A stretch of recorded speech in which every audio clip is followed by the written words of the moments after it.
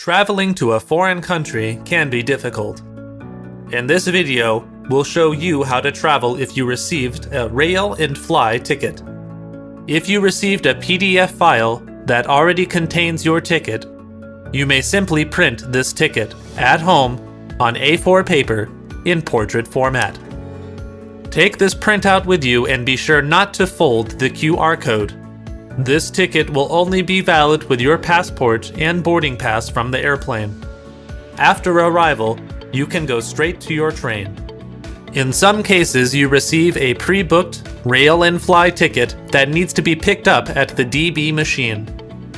Follow this symbol to get to the train station.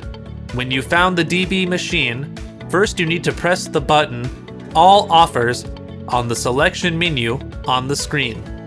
Please choose Pre-booked Tickets in the bottom right corner to get to the next screen and tap Collection of Pre-booked Tickets, Rail and Fly. After that, you need to enter your order code. After that, please press the button Next. The following screen shows all your pre-booked orders. Please select the order you want to print and confirm your selection by touching Print Now. The machine shows how many documents are being printed for you. Please check them as soon as they are printed. In case of doubt, find the information desk.